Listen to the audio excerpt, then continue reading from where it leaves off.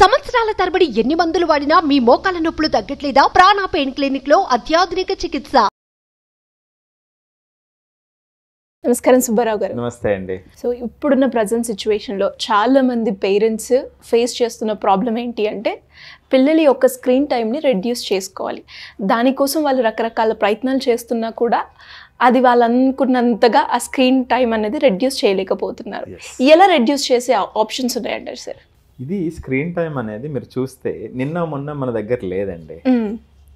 ఇప్పుడు ఈరోజు screen time అనేటువంటిది మన యొక్క 24 గంటల్లో భాగం అయిపోయింది. మీరు పిల్లలు అన్నారు, పిల్లలే కాదు పెద్దవాళ్ళు కూడా.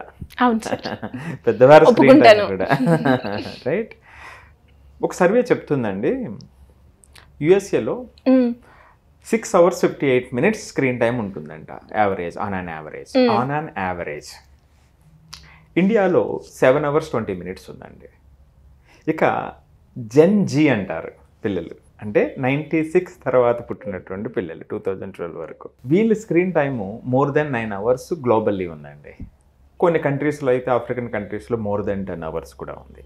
ఇది సత్యం అండి, అంటే ఇది ఫ్యాక్ట్స్, అందరూ అర్థం చేసుకోవాల్సింది.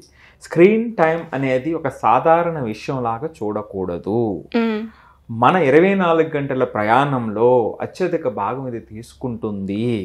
దీన్ని జాగ్రత్తగా హ్యాండిల్ చేయకపోతే రకరకాల సమస్యలు పెద్దలకి, పిల్లలకి, వారి మధ్య సంబంధాలకి వస్తాయి. సో మీరు ఇప్పుడు ఒక సర్వే చెప్పాను కదండి, వీటిలో ఒక ఆసక్తికర విషయం చెప్తాను మీకు. ఇప్పుడు 7 hours యావరేజ్ తీసుకుందాం సరదాగా మన ఎగ్జాంపుల్ కోసం. వీటిలో మేజర్ పార్ట్ దేనికి వెళ్ళిపోతుందో తెలుసా అండి? దేనికి సార్? వాచింగ్ వీడియోస్, గేమింగ్ అండి. మేజర్ సింహభాగం అందులో ఈ 7 hours సుమారుగా 4-5 hours దానికే వెళ్ళిపోతుంది. విజిటింగ్ వెబ్సైట్స్ ఇలాంటి ఒక 50 minutes వరకు వెళ్తుంటే, అంటే కొత్త వాటికి సెర్చ్ చేయటం ఇవన్నీ వెళ్తుంటే, ఆసక్తికరమైన విషయం రీడింగ్ అనేది ఇందులో 14 నుంచి 15 నిమిషాలు ఉంటుందండి. సో ఇదివరకులాగా ఎవరు ఏం చేస్తున్నారు అనేటువంటిది చెప్పలేని పరిస్థితి కాదండి. మీరు ఆన్లైన్లో కనెక్ట్ అయి ఉన్నారంటే మీ స్టాటిస్టిక్స్ అంతా కూడా రికార్డ్ అయి ఉంటాయి. ఈ రీడింగ్ మీరు చూడండి, యావరేజ్ 7 hours మనం తీసుకునేటప్పుడు రీడింగ్ యావరేజ్ 14 minutes మాత్రమే ఉంది. మరి చూసారా ఎంత ముఖ్యమైనటువంటి విషయం ఇది. సో అందుకని చాలా మంచి ప్రశ్న అండి మీరు, ఇది చాలా. అంతేకాకుండా ఈరోజు ఇది అలార్మింగ్ సిచ్యువేషన్ అండి. ఇది ట్రూ సార్, ఇది చాలా ఆందోళనకరమైనటువంటిది కూడా. దీన్ని జాగ్రత్తగా హ్యాండిల్ చేయడం. చాలామంది ఏమిటంటే రిస్ట్రిక్టెడ్ రూల్స్ ఇంతే అనేటువంటిది కొంతవరకు పనిచేస్తుంది తప్ప, అవగాహన లేకపోతేనండి మరలా ఇది ఒక అరణ్యం అండి. ఈ అరణ్యంలో రకరకాలు ఉంటాయి. విషపు తుల్యమైనటువంటి తీగలు ఉంటాయి, క్రూర మృగాలు ఉంటాయి, మనకి ఫుడ్ ఇచ్చేటువంటి పండ్లు పలహారాలు ఉంటాయి, రైట్, మనకి స్వాంతం చేకూర్చేటువంటి సాధు జంతువులు ఉంటాయి, అన్నీ ఉంటాయి ఇందులో. మీరు ఏ పక్కకి వెళ్ళి మీరు ఉంటారు అనేటువంటిది మన ఇష్టం, అంతే కదండి. సో దీన్ని ఎలా చేయాలి అనేటువంటిది చాలా ఇంపార్టెంట్. సో నేను ఎందుకు ఇది ఒక అరణ్యం అని ఎందుకు అన్నానంటే అండి, ఒక విషయం చెప్తాను మీకు. రీసెంట్గా 2 నెలల క్రితం జరిగినటువంటి ఒక ఇష్యూ. మార్క్ జుకర్బర్గ్ ఉన్నాడు కదా, ఫేస్బుక్ CEO, వాళ్ళని సెనేట్ జ్యుడిషియరీ పిలిచారు. వాళ్ళని ఎందుకు పిలిచారు అంటే, పేరెంట్ గ్రూప్ ఒక రీసెర్చ్ చేశారు. ఆ రీసెర్చ్లో ఏం తెలిసిందంటే అండి, 13 నుంచి 15 సంవత్సరాల పిల్లలు ఒక వారం రీసెర్చ్ అనమాట అండి, వాళ్ళ వాడకం మీద ఒక రీసెర్చ్ చేసినప్పుడు వాళ్ళకి స్క్రీన్ మీద అన్ఇంటెన్షనల్గా కంటెంట్, రాకూడని కంటెంట్ వచ్చేసింది. సో అదేమిటంటే, ఆ కంటెంట్ ఏమిటంటే 37% అండి, 37% పిల్లలకి న్యూడిటీ మీద కంటెంట్ తెలియకుండా వచ్చేసింది. నెక్స్ట్ 24% పీపుల్ ఏం చేశారంటే సెక్సువల్ అబ్యూజ్ మీద కంటెంట్ రిసీవ్ చేసుకున్నారు. 17%కి సెల్ఫ్ ఆర్మ్ యాక్టివిటీకి సంబంధించినటువంటి కంటెంట్ వచ్చేసింది. అంటే మనం క్లిక్ చేయకుండానే అది పాపప్ అయిపోతుంది. దీన్ని రీసెర్చ్ చేశారు. రీసెర్చ్ చేసి వీళ్ళు పిలిచిన తర్వాత అతన్ని అడిగారు, అంటే ఈ పిల్లల్ని చంపేస్తారా ఇట్లాగా, మరి మీకు ఎవరు రెస్పాన్సిబిలిటీ దీనికని అడిగితే అంతటి పెద్ద వ్యక్తి సమాధానం చెప్పలేనటువంటి పరిస్థితిలో ఉన్నాడు. నేను ఎందుకు యాడ్ చేస్తున్నానంటే అండి ఈ పాయింట్ శిరీష గారు, ఇది సృష్టించిన వాడు కూడా కంట్రోల్ చేయలేనటువంటి పరిస్థితి. అలాంటి ప్రపంచంలోకి మన పిల్లల్ని అంత తేలిగ్గా వదిలేద్దామా? ఎంత కేర్ఫుల్ గా ఉండాలి. అది అందుకోసం నేను యాడ్ చేస్తున్నాను ఈ పాయింట్. సో కాబట్టి ఇవి ఈ పొటెన్షియల్ థ్రెట్స్ ఇన్విటబుల్ ఉంటాయి. దాన్ని అధిగమించి ఎలా మన పిల్లలు పక్కకు వస్తారు అనేటువంటిది ఇంపార్టెంట్ అండి. దీనికి కొంచెం లోతుగా చూద్దామండి. ఈ లోతుల్లోకి వెళ్ళేటప్పుడు మీకు ఈ మధ్య జరిగినటువంటి ఒక దారుణమైనటువంటి సంఘటన, సికింద్రాబాద్లో జరిగినటువంటి ఒక సంఘటన నేను చెప్తానండి. అంటే స్క్రీన్ టైము రిలేషన్స్ని లేకపోతే వాళ్ళ యొక్క పర్సనల్ లైఫ్ని ఎంత డిస్టర్బ్ చేస్తుందనే దానికి ఒక ఉదాహరణ ఒక 2-3 రోజుల క్రితం జరిగినటువంటిదండి. ఒక ప్రాంతంలో ఒక అమ్మాయి, 16 సంవత్సరాల అమ్మాయి, ఫ్యామిలీతో ఉన్నారు. సో అమ్మాయి చాలా స్క్రీన్ టైం చాలా ఎక్కువ చూస్తూ ఉంది. దట్ ఇప్పుడు సెలవులు ఉండటం కూడా అదొక భాగం కూడా, స్కూల్స్ లేకపోవడం చాలా ఎక్కువ చూడటంతో పేరెంట్స్ చాలాసార్లు మందలించారు. మందలించిన తర్వాత అయినప్పటికీ స్క్రీన్ టైంలో మార్పు ఏమీ లేదు. అంటే వాళ్ళ ఇన్స్ట్రక్షన్కి విలువ లేదు అక్కడ. సో ఒక సందర్భంలో ఎవరికైనా కోపం వస్తుంది కదండి, చాలా తీవ్రంగా మందలించడం జరిగింది. ఆ తీవ్రంగా మందలించినటువంటి సందర్భంలో ఆ అమ్మాయి ఇంటిని వదిలేసి వెళ్ళిపోయింది. ఇంటిని వదిలేసినటువంటి అమ్మాయి బయట ఒంటరిగా ఉన్నప్పుడు ఒక వ్యక్తి, ర్యాపిడోలో డ్రైవర్గా చేస్తున్నటువంటి ఒక వ్యక్తి జాగ్రత్తగా అబ్జర్వ్ చేశాడు ఈ అమ్మాయి ఏదో ప్రాబ్లంలో ఉంది అని. సో అతని ట్రిక్స్, కపట బుద్ధిని ప్లే చేశాడు అక్కడ. అడిగి మాట్లాడడంతో ఎప్పుడైతే ఇంటి నుంచి సపోర్ట్ దొరకలేదో, జనరల్గానంటే సైకాలజీ ఏంటంటే ఎవరిని పడితే వాళ్ళని నమ్ముతాం. అది పేరెంట్స్ విషయంలో జరిగినప్పుడు, అంటే పేరెంట్స్ విషయంలో గొడవ పడేలా జరిగిన చాలా సందర్భాలు, చాలా కేసెస్ మనకి స్పష్టంగా కనిపిస్తాయి. బయట ఎవరు కనిపించినా నమ్మేస్తాం, ఒక సపోర్ట్ కావాలని, ఏదో సపోర్ట్. సో అలాంటి సందర్భంలో ఇలాంటి వ్యక్తులు ఆ కపట బుద్ధితో వ్యవహరించడం తెలియదు పాపం. ఆ ఆందోళనలో అమ్మాయి అంతా చెప్పడం జరిగింది. అప్పుడు అతను ఈ అమ్మాయికి ఎలా గైడ్ చేశాడంటే, అయితే నువ్వు ఖచ్చితంగా నువ్వు చేసింది చాలా కరెక్ట్, వాళ్ళకి అర్థం కావట్లేదు, వాళ్ళకి అర్థం కావాలి, వాళ్ళకి అర్థం కావాలంటే నువ్వు ఈ రోజు అసలు ఇంటికి వెళ్ళకు, దగ్గరలో ఒక లాడ్జ్ తీసుకుని అక్కడ ఉంది కానీ నేను ఏర్పాటు చేస్తాను, నీకు ప్రశాంతంగా అక్కడ ఉంటుంది, అప్పుడు నెక్స్ట్ డే వెళ్ళినప్పుడు వాళ్ళకి నొప్పి తెలుస్తుంది, అప్పుడు ఈ విధంగా ప్రవర్తించడం మీ పేరెంట్స్ అనేటువంటి విధంగా ఆ అమ్మాయిని మనసుని మార్చేశాడు. దురదృష్టం ఏమిటంటే అమ్మాయిని లాడ్జికి తీసుకెళ్ళటం, అక్కడ జరగరాని సంఘటనలు జరగటం, ఆ తర్వాత రోజు పేరెంట్స్కి తెలియటం, ఆ తర్వాత మళ్ళీ పోలీస్ కేసు పెట్టి ఆ తర్వాత పేరెంట్స్కి తెలిసి అమ్మాయిని తీసుకురావడం జరిగింది. ఈ మధ్య జరిగినటువంటి చూసారా, స్క్రీన్ టైం అనేటువంటిది ఎంత దారుణమైనటువంటిది, ఎంత దూరానికి అది దారి తీసింది అనేటువంటిది ప్రత్యక్ష ఉదాహరణ అండి. ఇక్కడ మనం చూస్తే సార్, మీరు చెప్పిన ఎగ్జాంపుల్కి అండ్ మీరు ముందుగా మాట్లాడిన మాటలకి, లైక్ ఈ స్క్రీన్ టైంని రెడ్యూస్ చేయించాలి అన్న ఉద్దేశం పేరెంట్స్ది కరెక్ట్, కానీ ప్రాపర్ వేలో కనుక వాళ్ళు కనుక తీసుకుని ఉంటే ఇలాంటి ఇన్సిడెంట్ జరిగేది. సో ఏ విధంగా మనము ప్రాపర్ స్టెప్ తీసుకోవాలి అంటే ఇక్కడ మనం ఎన్ని రూల్స్ పెట్టినానండి, ఇది ఒక భాగం అయిపోయింది. దీన్ని ఎలా వైజ్గా వాడాలి అనేటువంటిదే మనం చూడాలి తప్ప దీన్ని మొత్తం తీసేద్దామని అనుకోకూడదు. అది అసలు అంటే చేయలేనటువంటి పని. ఇప్పుడు సోషల్ డైనమిక్స్ మారిని, అక్కడ అవసరాలు మారిని, దాన్ని అడాప్ట్ చేసుకుని ముందుకెళ్ళాలి. సో వైజ్గా ఎలా అడాప్ట్ చేసుకుంటాం అనేదే పాయింట్ తప్ప దీన్ని మొత్తం తీసేయాలి అని అనేటువంటి సందర్భంలో కాన్ఫ్లిక్ట్ వస్తుంది, దానికి సొల్యూషన్ కూడా దొరకదు. ఇలాంటి సో వీటిలోనండి పొటెన్షియల్ థ్రెట్స్ ఉన్నాయండి. ఫస్ట్ మనం వాళ్ళకి అది చెప్పగలగాలి. సో ఆ పొటెన్షియల్ థ్రెట్స్లో ఏమిటంటే, ఎప్పుడైతే వీళ్ళు దీనికి అడిక్ట్ అవ్వటం మొదలు పెట్టారో, ఎక్కువ గంటలు దాన్ని చూడడం మొదలు పెట్టారో, పర్టికులర్లీ చిన్నపిల్లల నుంచి కూడా మనం అలవాటు చేస్తున్నాం. సో వాళ్ళు డిలే ఇన్ కమ్యూనికేషన్, మాట్లాడడం తగ్గిపోతుంది, బ్రెయిన్ డెవలప్మెంట్ తగ్గిపోతుంది. సో ఎందుకు బ్రెయిన్ డెవలప్మెంట్ తగ్గిపోతుంది? సైకాలజిస్ట్ ఏం చెప్తున్నారు, సైన్స్ ఏం చెప్తుంది? చిన్నపిల్లలకి కాంప్రహెన్షన్ చాలా ఎక్కువ ఉంటుందండి, చూసే నేర్చుకుంటారు మాటలు లేకుండానే. నేను చాలాసార్లు చెప్పాను, 5 years వరకు కూడా ఏ సపోర్ట్ లేకుండా 5 లాంగ్వేజెస్ చిన్నపిల్లలు 5 years నేర్చుకోగల కెపాసిటీ ఉంటుంది వాళ్ళకని. ఎలా నేర్చుకుంటారు? అర్థం చేసుకుని నేర్చుకుంటారు, అంత శక్తి ఉంటుందండి వాళ్ళకి. ఎప్పుడైతే వీటిలో ఇన్వాల్వ్ అయిపోయారో, పర్టికులర్లీ ఆ చిన్నపిల్లలు, అక్కడ వీడియో ఒకటి, బయట పబ్లిక్, బయట జరుగుతున్నటువంటి వ్యవహారం ఒకటి, అంటే రెండింటికి ఇంటర్లింక్ జరగదు, ఒక ఇల్యూజనరీగా ఉంటుంది. ఎప్పుడైతే ఇల్యూజనరీగా ఉంటుందో వాళ్ళకి ఆ బ్రెయిన్ డెవలప్మెంట్లో కూడా ప్రాబ్లం వస్తుంది. సో మనం మాట్లాడుతున్నది, మనం చూస్తున్నది చుట్టుపక్కల జరుగుతునేటప్పుడు దాన్ని అండర్స్టాండ్ చేసుకుంటూ ముందుకు వెళ్ళిపోతారు. సో ఇది రీజన్ అన్నమాట అండి. ఇవి చాలా చిన్నగా తీసుకుంటారు, కానీ చాలా జాగ్రత్తగా గమనించాల్సిన. ట్రూ సార్, మీరు చెప్పినట్టుగా ఇప్పుడు చాలా మంది చిన్నపిల్లలు మనకి ఒక సర్టెన్ ఏజ్ వరకు చిన్న చిన్న మాటలు మాట్లాడుతూ ఉంటారు, కానీ ఆ మాటలు కూడా ఏజ్ గ్యాప్ అనేది ఎక్కువగా పెరిగిపోతుంది రావడానికి. వన్ ఆఫ్ ద రీజన్ ఈ స్క్రీన్ టైం అని కూడా చెప్తూ ఉన్నారు. సో అంటే ఇవి పేరెంట్స్ అర్థం చేసుకోవడం, ఇప్పుడు మనం చెప్తున్నటువంటి పాయింట్స్ పిల్లలకు కూడా అర్థమయ్యే విధంగా దాన్ని కమ్యూనికేట్ చేయగలిగినప్పుడు ఒక ఆలోచన మొదలవుతుంది, అందరికి ఆలోచన. Definite right. సో రెండోదండి, ఎప్పుడైతే వీళ్ళు అడిక్ట్ అయ్యారో అటెన్షన్ ప్రాబ్లమ్స్ వచ్చేస్తాయి వాళ్ళకి.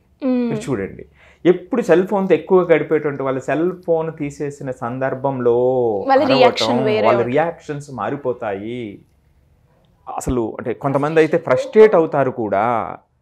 చాలా అంటే కొన్ని హాస్పిటల్స్ దగ్గరికి వెళ్ళినా, ట్రైన్లో ప్రయాణించేటప్పుడైనా చూస్తుంటే చాలామంది పిల్లలు సో ఇలాంటి ప్రవర్తనతోనే ఉంటారు. పాపం వీళ్ళు కూడా పోన్లే తీసుకో అనేటువంటిది. సో దీనికి పులి స్టాప్ పెట్టకపోతే, దీనికి మధ్య మార్గం చూపకపోతే తర్వాత బాధపడేది ఎవరండి? పేరెంట్సే బాధపడతారు ఖచ్చితంగా. మొదటి బాధ వాళ్ళకే కదా వస్తుంది. సో అటెన్షన్ ప్రాబ్లమ్స్ వస్తుంది. మూడవదండి, స్లీప్ డిజార్డర్ పెరుగుతుంది. ఆ బ్లూ లైట్ అనేటువంటిది ఆ ఎఫెక్ట్ వల్ల ఆ స్లీపింగ్ ప్యాటర్న్స్ అనేటువంటివి మారుతాయి, ఆ స్లీపింగ్ డిజార్డర్స్ వస్తాయి. ఎప్పుడైతే వచ్చినాయో హెల్త్ ఇష్యూస్ పెరుగుతాయి కదండి ఖచ్చితంగా. సో ఇవి చాలా మనం జాగ్రత్తగా చూడవలసినటువంటిది. దీనికి తోడు ఇంక్రీజ్డ్ సెడెంటరీ ప్రాబ్లమ్స్ వస్తాయి. అంటే సెల్ ఫోన్తోనే కూర్చోవడం, గేమ్స్తోనే కూర్చోవడం, ఒకే చోట కూర్చోవడం, ఫిజికల్ యాక్టివిటీ ఉండదు. ఎప్పుడైతే ఫిజికల్ యాక్టివిటీ ఉండదో చాలా సమస్యలు వస్తాయండి. ఒక చిన్న ఎగ్జాంపుల్ చెప్తా. మియోపిక్ అంటారు దాన్ని, అశ్వదృష్టి, షార్ట్ సైట్. అది బయటికి వెళ్ళి ఆడుకునేటువంటి పిల్లల్లో చాలా తక్కువ శాతం వస్తుందట. బయటికి వెళ్ళి ఆడుకునేటువంటి పిల్లల్లో. రైట్. సో విటమిన్ డి ఏమి ఇచ్చినా రాదు, బయటికి వెళ్ళి ఆడుకుంటే సఫిషియెంట్గా ఉంటుంది. సో ఇవి గమనించకపోతే ఓవర్ ఇయర్స్ ఏమైపోతుందండి, హెల్త్ ఇష్యూస్ వస్తాయి. సో ఇవి పొటెన్షియల్ థ్రెట్స్ అండి ఇదంతా కూడా. ఇక ఫైనల్గా లాస్ట్ది ఒకటి చెప్తాను మీకు, సైబర్ బులియింగ్ అండి. ఆన్లైన్ సేఫ్టీ అనేటువంటిది మనం చాలా కేసెస్ విన్నాం. ఫైనాన్షియల్గా ప్రాబ్లం అయినటువంటి వాళ్ళు ఉన్నారు. వీళ్ళు చిన్నపిల్లల్లో లేదా ఒక అడల్ట్స్కి వచ్చేటువంటి పిల్లల్లో ఏమవుతుందంటే మరొక సమస్య రీసెంట్గా FOMO అంటారు, fear of missing out, psychological problem. అంటే ఆన్లైన్లో నా ప్రెజెన్స్ తగ్గిపోతుంది, నాకు లైక్స్ రావట్లేదు, నాకు వ్యూస్ రావట్లేదు, నా ప్రెజెన్స్ తగ్గిపోయింది అనేటువంటి ఆత్మ న్యూనతకి లోనయ్యేటువంటి పిల్లలు కూడా ఉంటారు. నెక్స్ట్, ఈ సైబర్ బుల్లింగ్ వల్ల మనం చాలాసార్లు మాట్లాడుకున్నాం ఏ విధంగా మెంటల్గా పిల్లలు డిస్టర్బ్ అవుతారు అనేటువంటిది. సో అది డైరెక్ట్గా ఇండైరెక్ట్గా అది పడుతూ ఉంటుంది. సో ఇవి పొటెన్షియల్ థ్రెట్స్ అండి. వీటికి అబౌవ్ పిల్లల్ని రైట్ చెయ్యకపోతే సమస్య ఒక్కటి ఆలోచన పరంగానే కాదు, ఆరోగ్యపరంగా కూడా రాబోయే రోజుల్లో ఇబ్బందులు ఎదురయ్యేటువంటి అవకాశం ఉంటుందండి. ఇది సమస్య అండి, ఇది పొటెన్షియల్ థ్రెట్స్. మరి దీనికి ఏం చేయాలి? సొల్యూషన్ మొట్టమొదటిగా సొల్యూషన్ ఏమిటి అంటే స్ట్రిక్ట్ రూల్స్, అంటే సెట్ లిమిట్స్, ఖచ్చితంగా లిమిట్స్ పెట్టండి. కానీ ఆ స్ట్రిక్ట్గా అంటే సింగిల్ డైరెక్టెడ్గా అథారిటేటివ్ ధోరణిలో మనం చేస్తే దానికి సొల్యూషన్ దొరకదు. మనం సెట్ చేసినటువంటి లిమిట్స్ వాళ్ళ అవగాహన సామర్థ్యంలోకి మిళితమై ఉంటే, అంటే వాళ్ళు అర్థం చేసుకుని కన్సీక్వెన్సెస్ అర్థం చేసుకుని ఆ లిమిట్స్లో వాళ్ళు రాగలిగితే మొట్టమొదటి స్టెప్ వేసినట్టేనండి. ఇందులో అది ఓర్పుక చేయాలండి. ఇది ఓర్పుక చేయకపోతే ఏమవుతుందంటే, మీరు చాలామంది సెల్ ఫోన్ లాగేసుకుంటే కొంతమంది, మీరు ఇప్పుడే చెప్పారు, చాలామంది ఫ్రస్ట్రేట్ అయిపోతూ ఉంటారు, కోపం వచ్చేస్తూ ఉంటుంది, వాళ్ళ రియాక్షన్స్ మారిపోతూ ఉంటాయి అనేటువంటి. కొంతమంది ఏం చేస్తారంటే రియాక్షన్స్ లేకపోయినా వాడు తర్వాత చదువుకోమన్నా లేకపోతే ఏదో యాక్టివిటీ చేయాలి, అలాంటి యాక్టివిటీస్లో చూపిస్తూ సో చూపించడం, అసలు ఆ యాక్టివిటీలు ఇన్వాల్వ్ కూడా అవ్వరండి. వాళ్ళు ఇప్పుడు చదవమంటారు, వాడు బుక్ వేసుకుని కాదు కదా. సో ఇక్కడేంటి ఆ మెచ్యూరిటీ లేకపోతే, అవగాహన రాకపోతే ఆ యాక్టివిటీ కూడా జరగట్లేదు కదా. సో అవగాహన అనేది చాలా చాలా చాలా ప్రధానమైనది. అందుకే నేను ఈ పొటెన్షియల్ థ్రెట్స్ అన్నీ కూడా మీకు చెప్పాను అనమాట అండి. ఇక తర్వాత పాయింట్ ఏమిటంటే అండి, ఫోకస్ ఆన్ క్వాలిటీ కంటెంట్ అంటే. ఇప్పుడు మీరు సెల్ ఫోన్ మీ దగ్గర ఉంది సురేష్ గారు, మనం ఒక వీడియో కూడా, ఒక మంచి వీడియో హౌ టు నావిగేట్ అనేటువంటిది కూడా ఉంది. ఏమిటంటే మనం ఆ యాక్టివిటీని డివైడ్ చేయగలిగితే, దేనికి చేస్తున్నాం, ఫన్ అండ్ ఎంటర్టైన్మెంట్కి చూస్తున్నామా, నాలెడ్జ్ కోసం చూస్తున్నామా, సెల్ఫ్ లెర్నింగ్ కోసం చూస్తున్నామా, రైట్? సో లేదా షాపింగా, ఇలా ఒక డివైడ్ చేసుకున్నట్లయితే ఇంకొంచెం క్లారిటీ వస్తుంది. ఇంకొక అద్భుతమైన సొల్యూషన్ చెప్తాను మీకు. కో వ్యూయింగ్ విత్ ద చిల్డ్రన్ అండి. వాళ్ళతో పాటు కూర్చొని చూడండి, వాళ్ళు ఆడుతూ వాళ్ళ పక్కన కూర్చోండి. కొంత ఆ సాన్నిధ్యం వస్తే ఏమవుతుందంటే అండి, వాళ్ళకి ఓపెన్నెస్ పెరుగుతుంది. వాళ్ళ సమస్యలు మన దగ్గరికి చెప్పుకునేటువంటి అవకాశం చాలా బాగా పనిచేస్తుందండి ఇది. సో మనం కూడా యాక్టివిటీలో కొంత భాగం అయినప్పుడు దాన్ని కంట్రోల్ చేయగలుగుతాం. మనం బయట నుంచి చూసినంతసేపు వాళ్ళు దాస్తూనే ఉంటారు, హైడ్ చేస్తూనే ఉంటారు. సో ఆ పొటెన్షియల్ థ్రెట్స్ని మనం ప్రాక్టికల్గా చెప్పడానికి అవకాశం ఉంటుందండి. ఇక లాస్ట్గానండి, ఆన్లైన్ సేఫ్టీ. ఆ రెస్పాన్సిబిలిటీని వాళ్ళకి చెప్పగలగాలి. సో అవగాహన పెంచటము, సో డివైడ్ చేయటము, దేని మీద మనం ఎంత సమయం కేటాయిస్తున్నాము, అది దేనికి ఉపయోగపడుతుంది మనకి. సో వాళ్ళలో భాగమయ్యి కొంత సమయాన్ని వాళ్ళతో పాటు గడిపి చూసినప్పుడు ఇంకొంచెం మనం యాక్టివ్గా ఇన్వాల్వ్ అయ్యి మనం చెప్పడానికి అవకాశం ఉంటుంది, వాళ్ళు తీసుకోవడానికి అవకాశం ఉంటుందండి. సో ఈ పద్ధతులు పాటిస్తే ఈ ప్రమాదం ఏదైతే ఉందో, ఈ ప్రమాదం కాకుండా దాని నుంచి అత్యున్నత స్థితికి వెళ్ళినటువంటి పిల్లలు లేదా పెద్దలు కూడా చాలామంది ఉన్నారు. దీన్నే ఉపయోగించుకొని కొంతమంది అసలు ఏమీ ప్రొడక్టివ్ లేకుండా కిందకి పడిపోయినటువంటి వాళ్ళు అనేక మంది ఉన్నారు. సో ఆ మంచి మార్గాన్ని మనం చూపించడానికి అవకాశం ఉంటుందండి. చాలా చాలా సీరియస్ ఇష్యూ. అందరూ కూడా చాలా జాగ్రత్తగా ఇన్వాల్వ్ అయ్యి వీటి మీద ఆ పద్ధతులు నేర్పగలిగితే ఆ పిల్లల యొక్క పరిస్థితి వేరే ఉంటుంది. డెఫినెట్గా సార్, మీరు చెప్పినట్టుగా లైక్ ఆ కాజ్ ఎందుకు వస్తుంది, దాని రీజన్స్ ఏంటి, దాంతోపాటు ఒక సొల్యూషన్ కూడా ఇవ్వడం జరిగింది. అండ్ లాస్ట్లో మీరు చెప్పిన ఆ పాయింట్ నాకు చాలా బాగా నచ్చింది. ఎస్పెషలీ పిల్లలకి ఎలా కమ్యూనికేట్ చేయాలి అన్న దాంట్లో చాలామంది కూడా ప్రాబ్లమ్ని అయితే ఫేస్ చేస్తున్నారు. కాబట్టి మీరు చెప్పినట్టుగా వాళ్ళతో పాటు కూర్చున్నట్లయితే మనం టైంని రెడ్యూస్ చేసుకునే ఆప్షన్ ఉంటుంది. వాళ్ళు వేరే వెబ్సైట్స్ ఓపెన్ చేయకుండా ఉంటుంది. అక్కడ వచ్చే కంటెంట్ని వాళ్ళకి ఎక్స్ప్లెయిన్ చేయడం ద్వారా వాళ్ళు ఇంకా వేరే థాట్స్ లేదంటే వేరే వీడియోస్ ఓపెన్ చేయకుండా ఉంటుంది. ఇది కనుక వాళ్ళు కనుక ప్రాపర్గా కమ్యూనికేట్ చేస్తే మనం చెప్పిన ఈ సొల్యూషన్ బాగా వర్కౌట్ అవుతుంది అందరి పేరెంట్స్కి. కానీ మాకు టైం ఉండదు అంటూ ఉంటారు. బట్ ఆ టైంని కనుక వాళ్ళు కేటాయిస్తే డెఫినెట్గా ఈ ప్రాబ్లం మనం ఈజీగా ఓవర్కమ్ చేసుకోవచ్చు. ఇలా ఎవరైనా కూడా ఇలా పేరెంట్స్ పిల్లలకి ఎలా కమ్యూనికేట్ చేయాలి, లేదంటే పిల్లల నుంచి వస్తున్న ప్రాబ్లం నుంచి ఎలా ఓవర్కమ్ చేసుకోవాలి, దానికి మీ గైడెన్స్ కావాలి అనుకున్నా కూడా, అండ్ కెరియర్ విషయంలో కూడా ఎస్పెషల్లీ 10th తర్వాత ఏజ్ చూస్ చేసుకోవాలి అన్న క్వశ్చన్ మార్క్స్ ఉంటూ ఉంటుంది.